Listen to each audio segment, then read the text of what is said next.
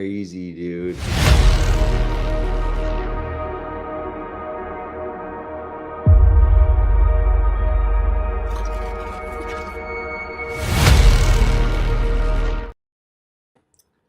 What's up, boys?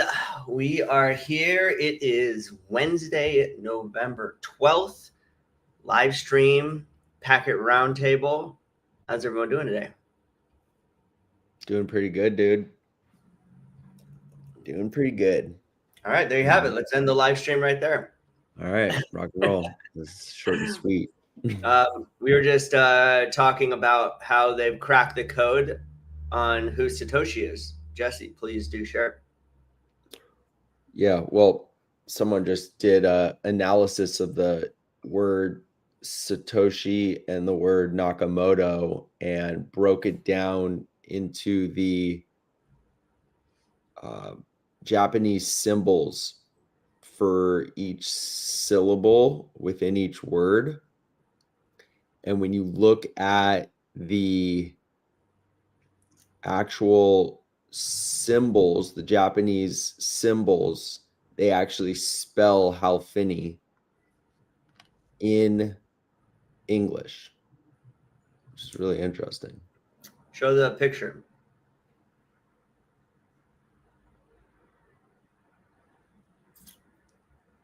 There you have it. We have not sent that through ChatGPT, so if anybody wants to screenshot it, put it through ChatGPT, and leave a comment, please let us know if you agree or disagree with this.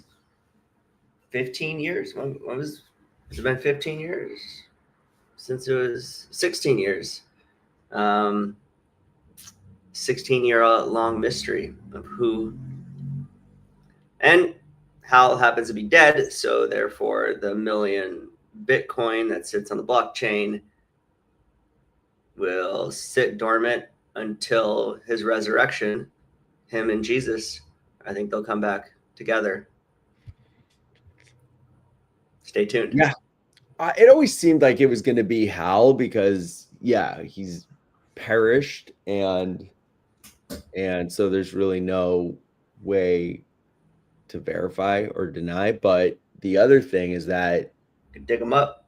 That wallet, as long as he didn't give the keys to anybody, is going to truly sit there forever. The million coin Bitcoin I thought wallet. it was Craig Wright. Doesn't he have the keys? Yeah. He's got them.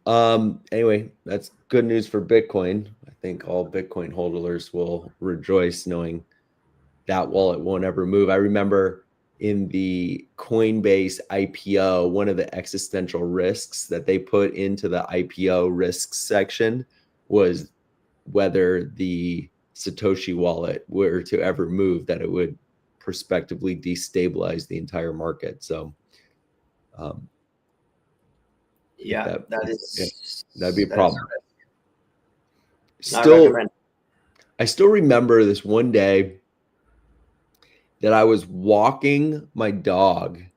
It was August 2024, and the markets were just collapsing. It was like one of the worst 2 or 3 days of the last, 1.5 years of just market collapse, just massive liquidation event.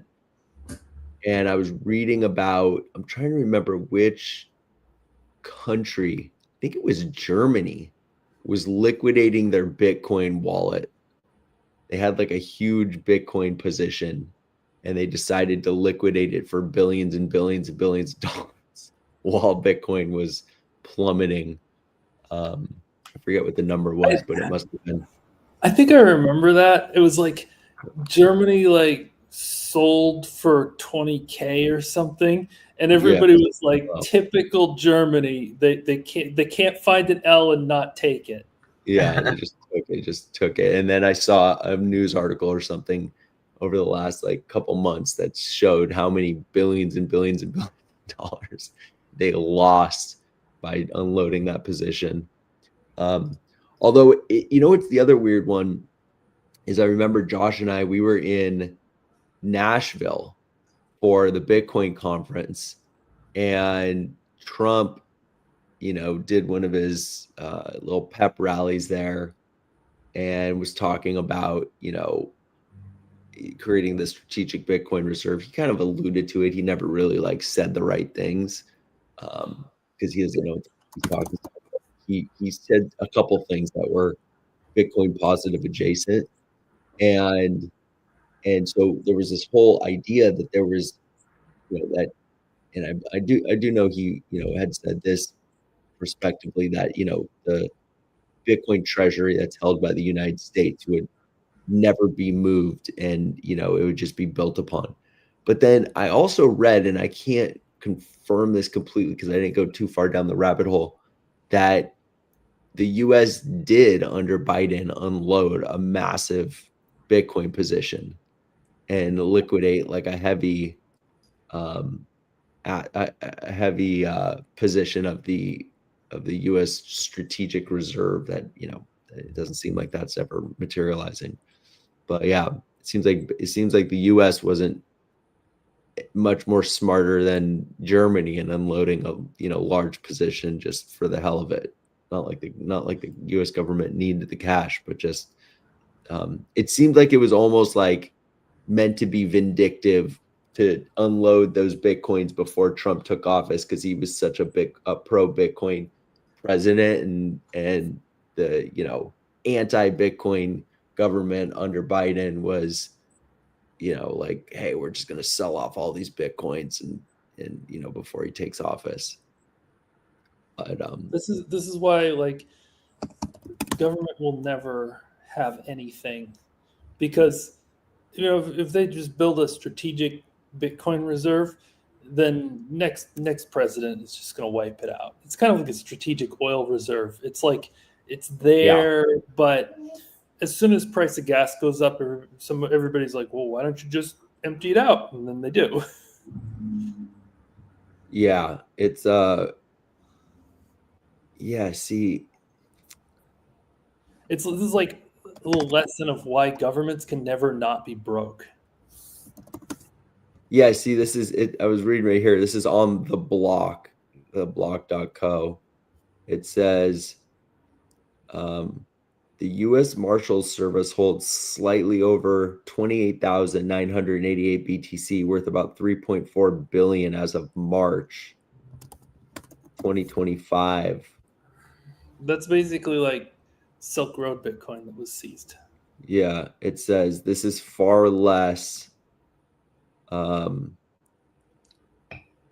the 25 billion worth of crypto assets that were estimated across all agencies. That said, the exact number of federal agencies holding crypto is difficult to confirm. So yeah, it's still Bitcoin Treasuries estimates the U.S. government holds 198,000 BTC.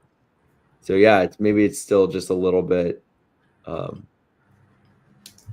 Maybe it's just a little bit nebulous to know. But yeah, it's a weird one. It's a weird one.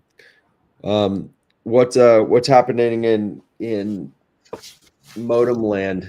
I know you've been working on your modem project. Just let's see. I just swapped the serial controller on one.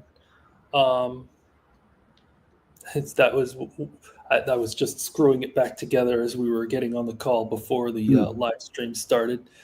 Let's see. We got the GS3101 modem, which is I have some here, and that's going to be something to allow people to get experience with these devices.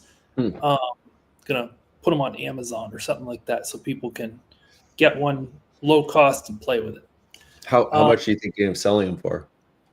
10-ish, because 10 euros or $10? Yeah. Yeah, basically. Yeah, just because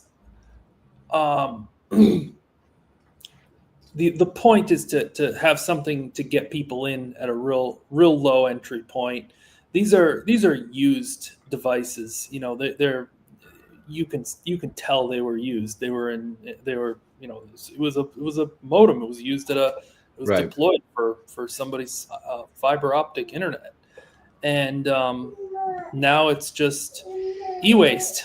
But now I ended up with it. And each one has 256 megs of storage and 256 megs of RAM. So, I mean, it's not nothing. Yeah, it's not nothing at all. In the edit world, that's not nothing at all.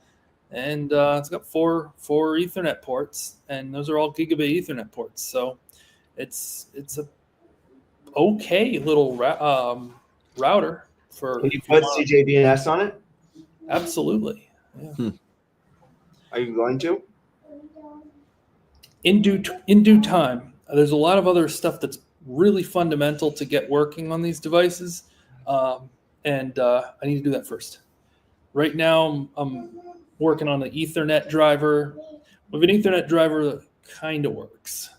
It's bad, but should be getting to one that's pretty good.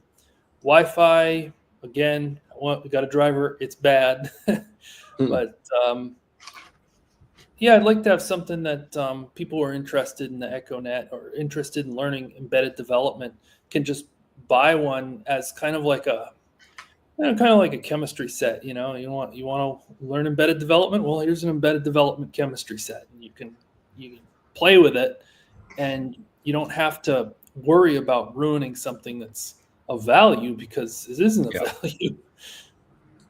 It's €10. Yeah, that's very, very, very interesting. Well, yeah, when they're ready, if somebody wants to futz around with it, then I'm sure you'll share the link with the community at some point in the future. See what's up. What's the next deliverable on the NL project, NLNet project? I think so. There's another modem called another chip called the 7516, and I think I'm probably going to deliver a very first crack open of that. Last weekend, so some of these modems, they come with vendor, they come with vendor software, but sometimes it's kind of locked down, so you're not really able to get into it. Well, a lot of times they use a password that's just kind of derived from the serial number or something, and it's a little algorithm to derive it. Problem is, you don't know the algorithm, so you can't figure out the password. Well, last weekend I got in heavy, and I took the chip with the storage off of the modem, and I put it where I could read it, manually, hardcore, read out the actual chip, get the storage off of it. I got the storage, and then I was able to reverse engineer. You find where that little password algorithm is, and I published that a password generator. So now those modems are now accessible to people in the community because we now know how to generate the password. People had gotten the password generators for previous generations, but in this generation, nobody had done it yet. And so I was the one that did it as basically vibe coded a NAND flash reader in Python, like, hey, ChatGPT, how do I do this? And I end up managing to get data off that chip, which was pretty wild, sitting there with the chip next to me on the table, and like, hey, there's data there. And then I mean, I use a tool called Gahedra. It's developed by the NSA for reverse engineering malware, and well, it reverse engineers stuff real good. Just drop the binary in there, and it'll figure out kind of what the C code was, and you take that and a little more ChatGPT. Hey, how does this thing work? What is this? And all of a sudden, hey, look, we got an algorithm there, and so that got published. It's up on the GitHub, and so we should have the 7516, which is a DSL modem. 7516 is a DSL modem, but so right now I'm working on the EchoNet 751221, which is the oldest generation of the EchoNets. It's also the cheapest. So these things grow on trees, and that's what's really attractive about them. The ones that thinking to sell, those are set 1221, the old generation. Then they went to the 1627, and nobody really, they never made any 27s. The EchoNet 7527 never really got produced, but the 16 did. That's a DSL modem. Then they took the 1627, the 16, and they went to the 28, which is the same as the 27, but it's little endian, and it's little endian, big endian. All the older ones are big endian.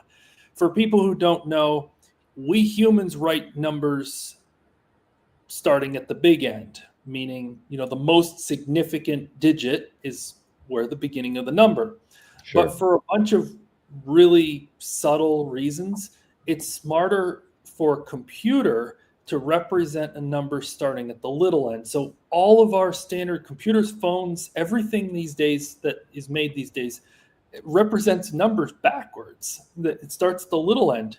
The numbers written backwards in memory, and you just don't see it because everything's corrected for you. Anyway, some older machines, like you may know the old Mac, the G5 Mac, and so on, the PowerPC. Those were big endian machines, and some of these modems, these EchoNet modems, are some of the last generation of big endian. So the 28 was basically the 27, but little endian, and then and there are a lot of 28s out there. I have actually a couple 28s in my closet. Then they went from the 28 to the 80, and the 80 is a 10 gigabit fiber modem.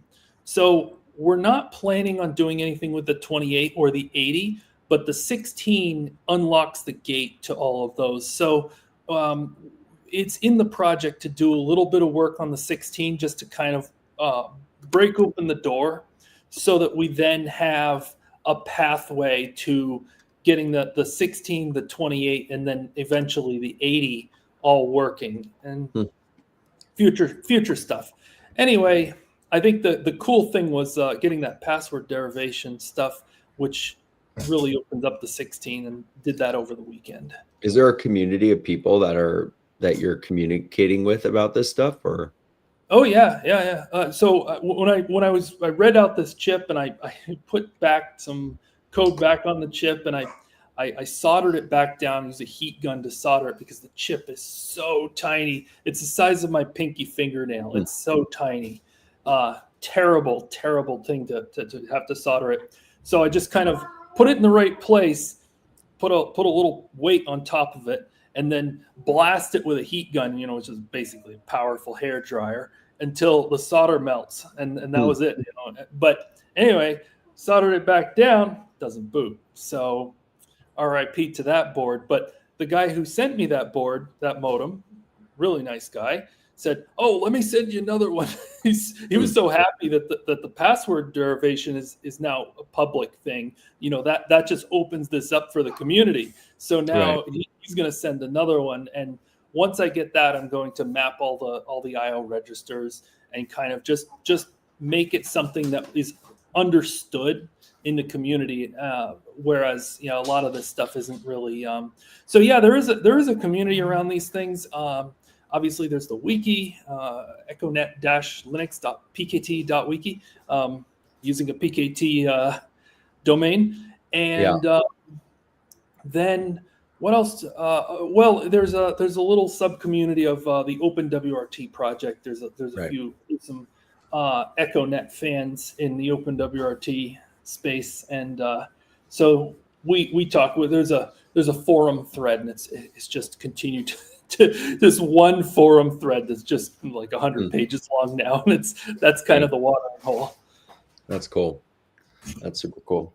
Well, yeah, it seems. What's your kind of take on the crypto world these days? Like, just kind of from your vantage point, based on all the damage that was done to the trading side of crypto, and then, where the ecosystem is kind of now in the longest bull market in history of crypto. Like, from your vantage point, I know you don't do a lot in the crypto space, but from your vantage point, where do you think, crypto is today? You think it's, becoming just more institutionalized, and then a lot of these other projects are just going to kind of fall off? Or I think we are coming out of the trough of disillusionment of the Gartner hype cycle. I think that we had the peak of unreasonable expectations around 2017 to 2021. 2017 big ICO fandom, then 2021 NFTs. A lot of excitement, unwarranted. Now the unwarranted excitement is all in AI. And I think that 2022 was kind of the crash. Okay, none of this. Everybody goes their own way. Then now 2023, 2024, it's kind of a consolidation. 2025, I think we're just starting to come back up out of it. And what we're going to see now is projects doing well because they have real utility. So, you got obviously Bitcoin. The utility of Bitcoin is that as well as anybody that if you want to wire money around the world, it can take more than a week. Yeah. And Yep. you got intermediary banks, and it just, it's a disaster.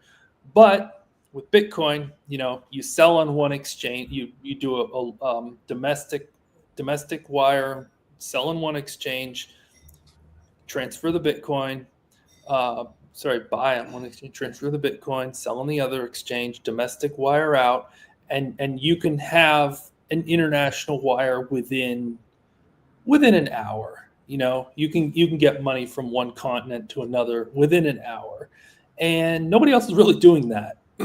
So that's a big deal. And the other thing is depth. Like the Forex market kind of claims to have infinite depth, but we kind of also know that there are some banks that are making that depth, and they're doing it kind of on because you gotta. Because if you don't, it's going to be a disaster. And that all the Forex market is based on the U.S. dollar. So especially if you got countries that are either sanctioned or whatever, and they can't get easy access to the U.S. dollar, or you've got banks that are just not that integrated in the other or currencies that are not that integrated, those markets start to get thin, the currency gets unstable, and potentially Bitcoin can be the deepest market there is. Yeah. Now, that's Bitcoin. Then you've got USDT, which is basically access to the US dollar for the global South, which I wish they'd pay dividends on the USDT, because everybody knows that U.S. Treasuries pay dividends. So, right. Why doesn't the USDT pay? But anyway, that's my gripe. I think it does, though. I mean, there's a lot of places that you can put USDT and receive. Oh yeah, true. So, but it's not in the USDT, right? Sure. Like, the thing about USDT is that you got to hold it in order to have it in an exchange or a liquidity pool, right, against something else. You have to actually hold the USDT, and so it's USDT is getting rich off of that, and USDC same thing. Yeah, getting rich off of holding the treasuries and then making the money off the treasuries. But I mean, I think they should pay dividends, but it's just what it is. They pay yield. I mean, it's basically the same. Well, no, right, but I mean, the USDT itself should yield, because then you could have it like in a market, like in a liquidity pool, and the liquidity pool can yield, but the USDT itself can yield too, and it should, because the treasuries that's backing that are definitely yielding. So, then you've got utility projects, and the goal of Packet. Well, I mean, the goal is successful because we have domains and they work. The goal with Packet is to be in that utility project space. So we want to be useful for something, and we're going to that the packet project will live by its usefulness. So that's kind of the third tier of projects that I see a future in. So it's kind of Bitcoin, the utility is money transfer. Stable coins, USD, Euro. Utility again is it's access to classical currencies. Also stuff like stable coins based like on gold and that kind of stuff. That's cool. I think it's cool to have like a coin that's backed by gold. Of course, big question about who's gold, where's the gold, who's auditing, yada yada. Then that's kind of number two is these the real world assets, right? Did you hear that Peter Schiff is doing a gold-backed token stablecoin? Have you heard this? I have not, but I don't. I literally fell out of my fucking chair when he announced it on his Instagram. Yeah, I don't think I would buy anything from him.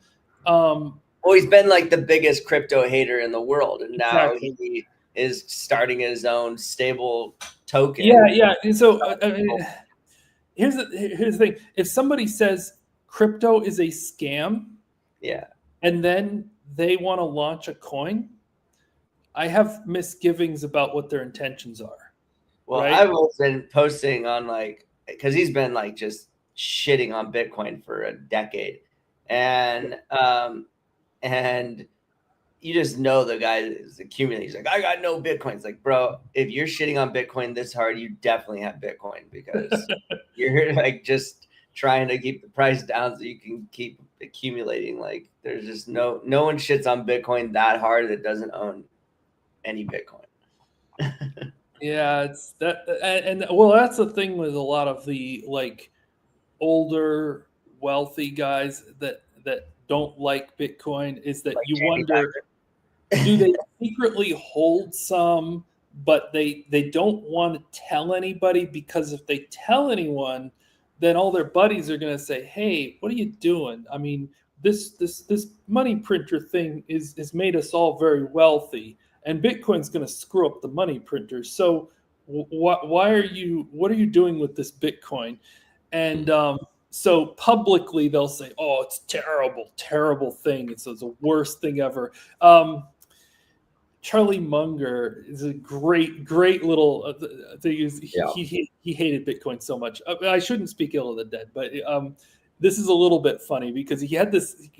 Someone who was interviewing him said, imagine if you could make a lot of money trading freshly harvested baby brains. He literally said that. And I snipped it because it just made such a good meme. His point was it's unethical, and so but it sounded like kind of the aristocrats, baby brains. Yeah, no, he hated Bitcoin.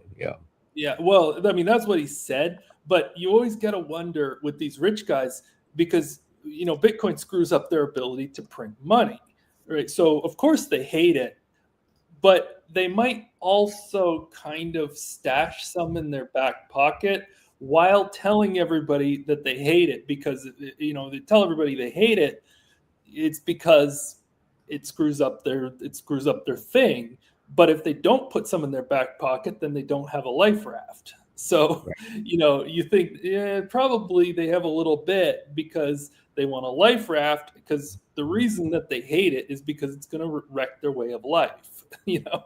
I saw a funny, I don't know if it was a meme or just a quote, but it said that Bitcoin can never go to zero because I forget who it was, put a buy order of 21 million Bitcoin at 1 penny. Yeah, I'll do it. Yeah. Yeah, no crypto ever really goes to zero. Well, I shouldn't say that. No, there's a couple. Definitely wants to go to zero. There's a couple that go to zero. No legitimate crypto project really goes to zero. Yeah, the big ones pennies you can't shave down that much. Yeah, even it's true because even the craziest ones that have liquidity pools still have 15 grand like locked into the liquidity pool that like, just won't ever be able to come out of there. So yeah, that is pretty funny. But yeah, something as big as Bitcoin at this point. Definitely Ethereum, not. I think Ethereum has a big future, even though it doesn't perform as well as Bitcoin, but the price of Ethereum goes up for a different reason, or the Ethereum does well for a different reason than Bitcoin does well. Yeah. Bitcoin does well because institutional money's like, oh wow, this is even better than Nvidia. Right? Mhm. It's like, let's get in. Did you hear that SoftBank just literally exited their entire Nvidia position? Oh boy, this is scary, right? Because if Nvidia, OpenAI, Microsoft, that thing, if that breaks, then this is like Enron territory. 2001. That's not good. Yeah. But I mean, it's also not good to have an economy based on a chat bot. Yeah, but their position, I think, Josh, was only 5.8 billion, and you're talking about a $4 trillion company, so it's pretty. I mean, get it. It's more like symbolic for that. SoftBank was one of their launch. I mean, I think there was one of their early investors. Anyways, it's they were one of the early investors. The best thing I have to say about SoftBank is that they invested in ARM, which makes the processors that are in everybody's phones and in your computer if you use a modern Mac. The worst thing I have to say about SoftBank is they invested in WeWork. Yeah, but WeWork looked promising. It was during WeWork had all the potentials if the main guy wasn't so fucking out to lunch. I forget his name. That thing could have done well. And if they bought all of those properties, but I actually know someone who worked for WeWork, and the biggest problem that they had and what actually ended up killing them is that they made a success metric on how many leases you could get into, as opposed to how many good leases you can get into. Because you can just go to them and be like, hey, I'll give you $10 million to fucking come here for a month. And anybody would take that, but that's a terrible lease. And so what ended up killing them is that they had all these terrible leases because the success metric wasn't how many good leases, just how many leases so that we can show we got all these leases. And it's just, the same thing with Redbox, where Redbox had all that debt. It's just like nobody saw the writing on the wall that wasn't a good thing to do when you had a kiosk business. Yeah, but just one little note on the SoftBank thing. So in 2019, SoftBank sold off its entire position in NVIDIA as well for 3.8 billion. And then it started buying NVIDIA again, I think in 2020 or 2021. And then so now it's sold it off this is the second time that it's exited its positions. Which is a day trader now. Yeah, I guess so. But yeah, there's definitely some, definitely some concerns with just the size of AI, Yeah, well, the big short guy, he just put a multi-billion-dollar short on NVIDIA. Oh, did he? I think we're doing the hype cycle again. The Gartner hype cycle. We're just at the top. Yeah. Not to say that AI doesn't have a future. It definitely does. But I think it's oversold. The internet had a future too before the .com bubble bursted. And now it's funny because you're kind of, if you're reading the writing on the wall, is you got everybody that's like, oh, we're the new AI, blah blah blah. Like whether you have AI or not, whether it's like a monkey in the background typing or whether there's actually AI involved, everybody's saying it, and it's a lot like that .com bubble where you had all the pets.com was like, yeah, we're an internet company and we're doing all this internet stuff, and HTTP, we got all the buzzwords in our pitch that helps people invest in it. And so you're seeing a lot of that stuff where everyone's been jumping on the bandwagon for too long. Like you're just like, there's a new AI. What are you doing that's different? Like it's just everything's an AI product. That said, there is a really good way to make money with AI. Now, I don't know if the door's going to close, but for the past like 5 years, since ChatGPT, since the past like 3 years. Are you about to sell your course right now? Just kidding. How you get rich off of it. If you want to make money with AI, what you do is you do the dumbest thing ever. You just do a dumb little startup, and you proxy to OpenAI, ChatGPT, and you just have it make something that people need. Because I know you guys have used these things. There's all these like design a website, make a thing, make a picture, make a graphic, whatever. Those are all just very simple, potentially even vibe coded, running on top of OpenAI. And the people building those are spending very little, and they're pulling in quite a bit of revenue because those things are actually pretty useful. And OpenAI is not going to compete against you. You have no moat. So, I mean, as soon as somebody else figures out how to do what you do, you're done. But you can make a lot of money in the interim just by making something and selling it. This reminds me of that meme video that I was just sent, where he's like, if you want to get rich, buy my course. And how you get rich is you start making money. If you look at all the rich people, they once weren't making any money, and then they started making money. So if you just start making money, you too can get rich. Look at Elon Musk. At one point, he wasn't making any money, and then he started making money, and now he's rich. I thought you were going to say sell online courses. That too. Yeah, that too. Yeah, I mean, look, those are all, all strategies, I guess. You got to have something somebody wants. But on the other side, it's a very fickle, setup. And I think there's some trends that, people have been able to tap into and do, damn good. I think if you were in some of these trades early on the AI front, I mean, you obviously did, unbelievably well. And even some of these chip trades, the AMD trade that just boosted, obviously if you could have been on the NVIDIA trade 2 years ago, that would have been a great. I actually got on the AMD trade. Did you? Yeah. When? I've over doubled my position. Yeah.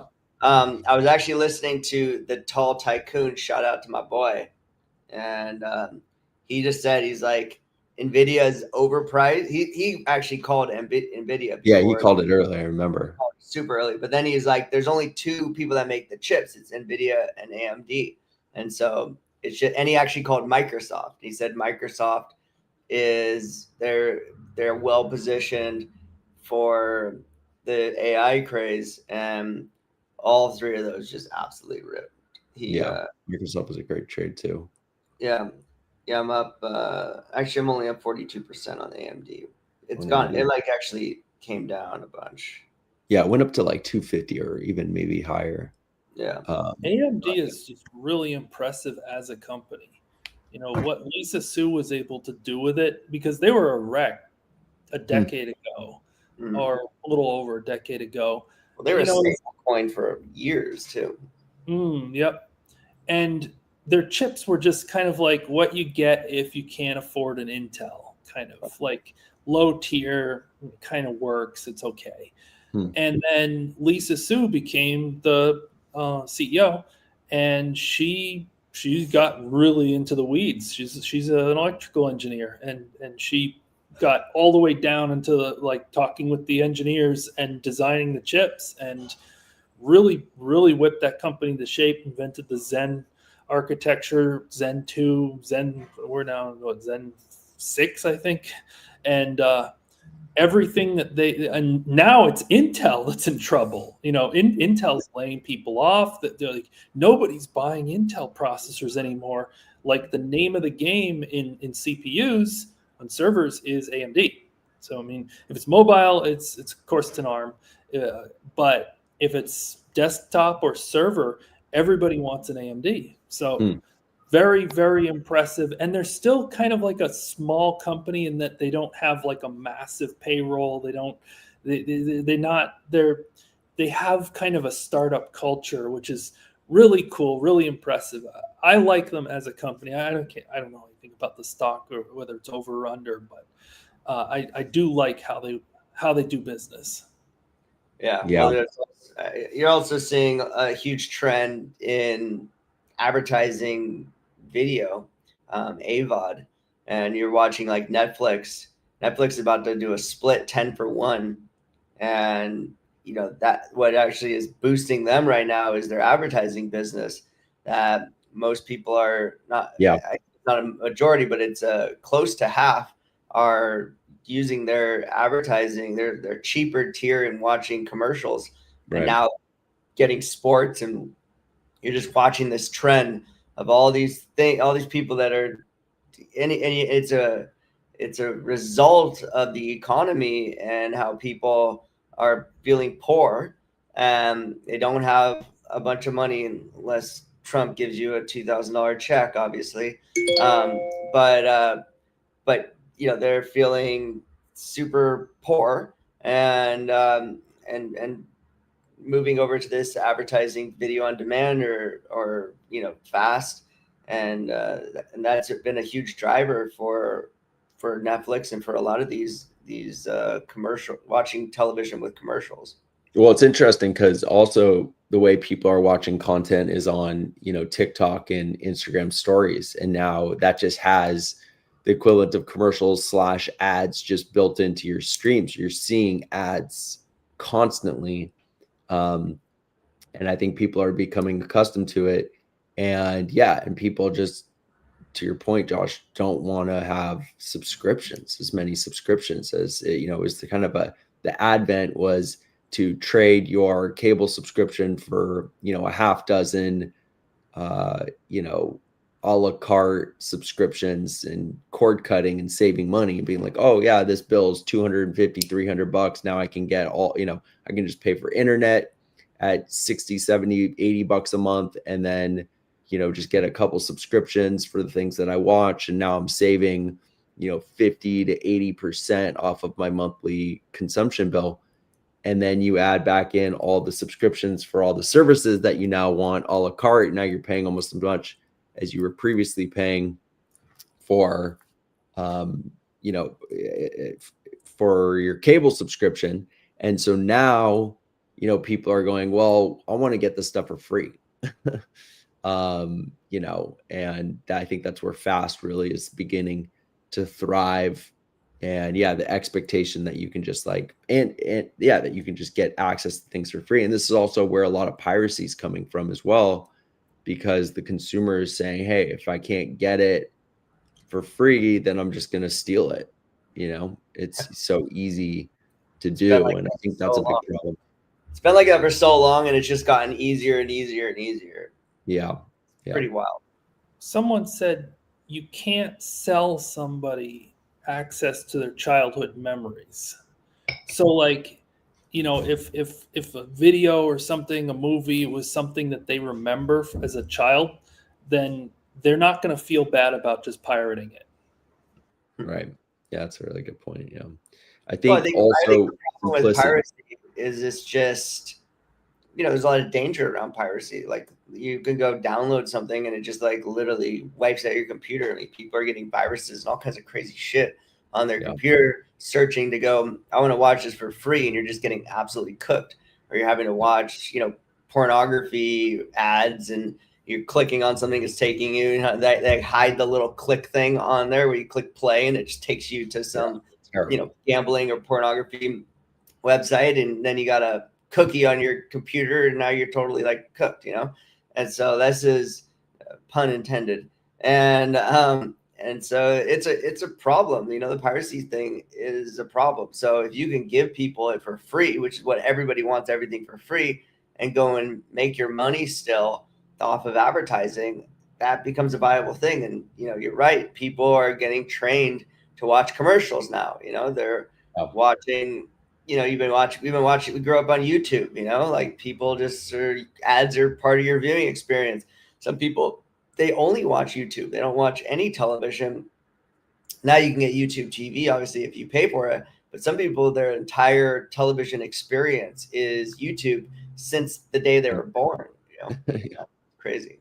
And now TikTok, and now Instagram stories, where you just literally can watch the news, like just flipping through stories, So yeah, I think it is an interesting change in trend and a huge opportunity. I also believe, and I'm a strong advocate for making things easy for people to buy things when they want to buy them. And I think that a big issue is if you want something and there's not a clear and easy way for people to buy it, then they're obviously either going to choose not to buy it, or they're going to pursue a way to get it for free illegally.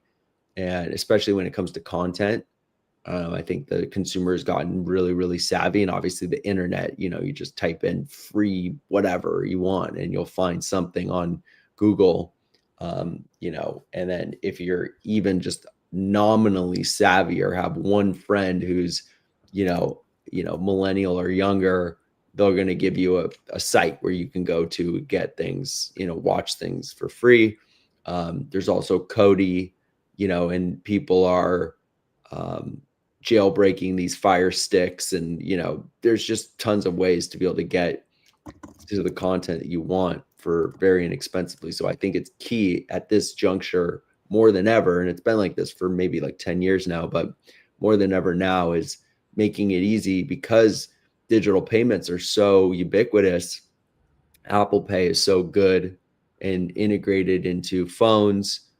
Google Pay integrated into phones, PayPal, Venmo, like it's all there, all the pay services. And so just making it easy for people to just get access to it, figure out what the price is and sell it to them right where, at the point of purchase opportunity that's initiated when somebody wants something. So I feel like that's still crazy to me that that's still a missed opportunity. And I also think this is where the intersection between for crypto can come into play. And I think that people do have crypto, and if you can make it easy for people to pay for things with crypto, they will. I'll give you an example. I was setting up my servers for my packet staking, and a bunch of these server companies allow you to pay with crypto. And it was a freaking great experience, super easy. They flip a QR code on, and I could just literally scan it and just send, $1 or $2 or, $10 for the year, whatever I was, paying for these servers. And the settlement was quick, instantaneous. I immediately have access to the dashboard, and it was a great experience to pay with crypto. So that capability is there. Coinbase is offering a great service for simplicity of using their infrastructure for payments. But whatever this like server solution that that a lot of these service companies are using, there's pay solution that a lot of these service companies are using, was impressive, really impressive. And I can see that becoming more and more scalable, improving. It had a little bit of a rudimentary feel to it, but I could see that improving and becoming a way for people to pay off of their devices. I think the future of people paying for content is already here. It is people signing up for the Patreons of their favorite YouTube influencers. Mm-hmm. Yeah. And the reason why that is what's going to be the future is because people want to, when they're going to pay for something, they want to have a relationship with the creator. And I think a lot of the reason why people are willing to pirate movies is because there's no relationship with the people that created it. It's a corporation, it's a faceless machine that made that movie. And so you don't care about, there isn't any, so you guys know the people. So for you, there is a relationship, but for the average Joe, there's no relationship. It's a faceless corporate machine. And just to to take a movie from that. Like there's no ethical question for somebody like that. But the same person will go watch YouTube of one of their favorite creators, and then they'll go sign up on the Patreon for that person because they have a relationship. Yeah. Look, I for sure agree with that. And I think that's where things can be improved. I do think, creating strong either brand equity or, relationship with the customer relations is super beneficial. I mean, look at Taylor Swift and what she created. I mean, that's a perfect example. With what who created? Taylor Swift. I mean, she just basically stepped out of the whole management and distribution and everything, and just self-distributes everything. And she's breaking records with her ability, and she's just keeping all of it because she's like, why do I need you? I'm the fucking person, Yeah. My fans care about me. It's an interesting time because payment rails are so easy. It's easy to sell as long as you have the marketing machine. But the marketing machine is the most important thing and the hardest thing to get people to do stuff, Sure. Get people to care. Yeah. Anyways, we'll leave it at that. That's our hour listening to us rant about the world and as it stands. Some people have been asking about this acquisition. We're so close. We're on the 10-yard line. We're just going through due diligence, and these things are complex, especially when you're spending a lot of money on an asset such as this. So yeah, we had this huge problem getting access to the servers, and that was like, a 1 week extensions turned into now a 4 week and maybe even a 5 week extension.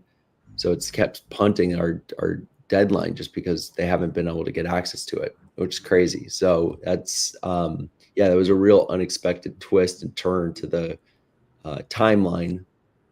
But it is just the way that it unfolded. So we've been really, at the mercy of this access to that server. And once we do get it, that'll restart the clock, so to speak. But it's every single week we're like, they punted a week. I guess they're going to have to punt it another week because we still haven't even gotten access to it. So we'll have to see, which now puts it into the U.S. holiday, Thanksgiving holiday, which is a little bit wonky, but so now it's going to extend into December. But look, I can't imagine this thing doesn't finalize this year. It has to. I mean, it's very, very, very surprising that it extended beyond, even like I said, extended beyond October. We had asked for a longer deadline date, and they were the ones that were insistent on this tight timeline. And then all of a sudden, now on their watch, that they've had to be like, extension.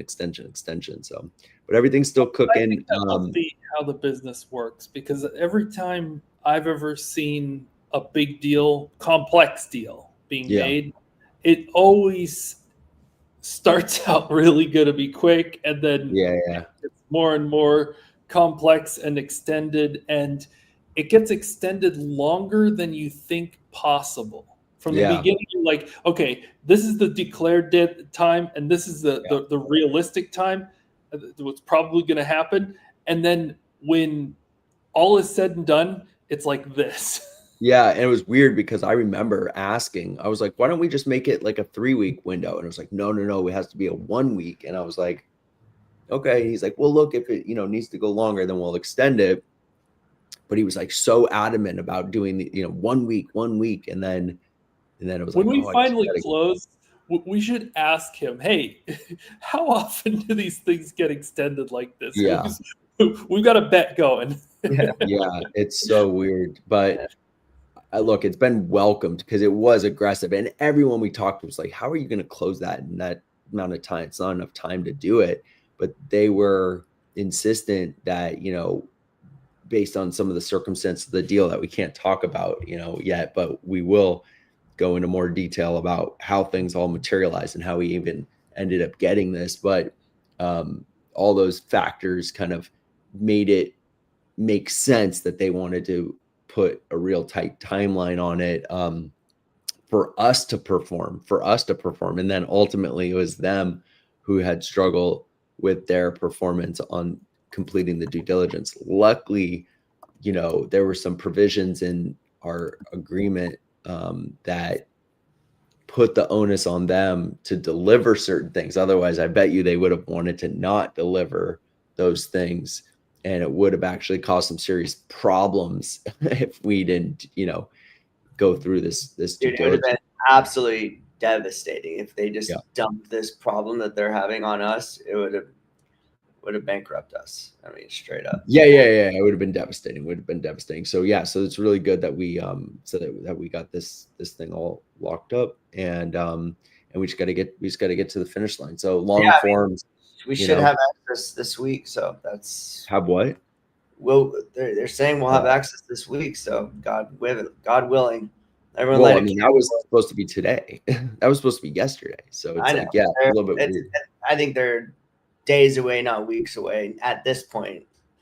But that doesn't matter because it's still going to end up pushing it to next week. Oh, for sure. I'm just talking about access. I'm not talking about our completing of due diligence on it. Yeah. So anyways, it's a little bit of a funky thing, but yeah, it'll be a real exciting piece. It's going to be, we're just as excited about it today as we were back in August. And, you know, a lot of new exciting things have also materialized since.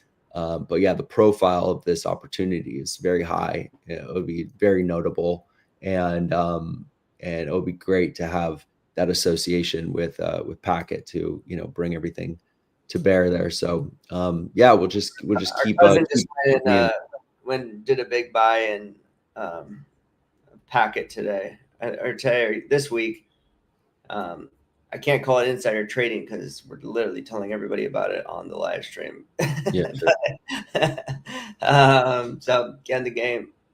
Yeah. I mean, yeah, it's just never a bad time to buy Packet at these prices for sure. But yeah, it'll be a great swing when we can actually do some marketing, you know, significant marketing around it. So yeah. All right, ladies and gentlemen, thanks for hanging with us for the day, and we'll see you back here next week. Peace out. Peace, guys.